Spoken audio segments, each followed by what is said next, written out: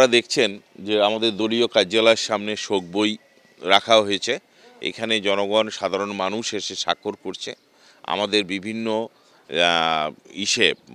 থানাগুলায় উপজেলাগুলায় আপনার প্রত্যেক মসজিদে যত মসজিদ আছে সকল মসজিদে জুম্মার নামাজের পরে আজকে দোয়া হবে নেত্রীর জন্য, এবং বিভিন্ন জায়গায় কাঙালি ভোজের আয়োজন করা হয়েছে।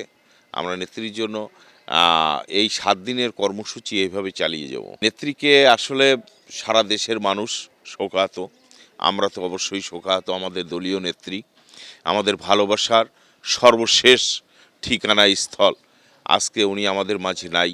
উনি আমাদের দেশের জন্য যে ত্যাগ তিতিক্ষা করেছে, দেশের জন্য যে জেল খেটেছে, জুলুম হয়েছে, অত্যাচার হয়েছে, তার পরিবারকে পরে যে নির্যাতন হয়েছে, এরপরও এই দেশের মানুষকে ছেড়ে যায়নি। তো নতুন এবং ফিরে আসা গ্রাহকদের জন্য নগদে চলছে ক্যাশব্যাক সহ প্রতিদিন হাজারো উপহার জেতার সুযোগ। হবে আশা আর ফেরা, সারপ্রাইজ সেরা।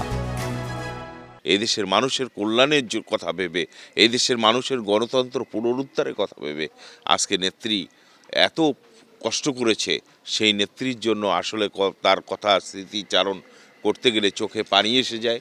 আমরাই শুধু না, সাধারণ শ্রমিক জনতা প্রত্যেকের চোখের জলে সিক্ত আজকে আমাদের নেত্রী সকলের ভালোবাসা নিয়ে আজকে আমাদের মাঝ থেকে হারিয়ে গিয়েছে। আমরা তার জন্য আল্লাহর কাছে প্রার্থনা করি যে আল্লাহ যেন বেহেশতের সর্বশ্রেষ্ঠ স্থান তাকে দান করুক। যদি বলি খুলনার প্রেক্ষাপটে, খুলনার সব কিছুই হলো যে তার দৃশ্যমান যে উন্নয়ন আছে সব কিছু তার হাত দিয়ে হয়েছে। তো সেই প্রিয় নেত্রীকে আমরা হলো যে শ্রদ্ধাভরে স্মরণ করছি।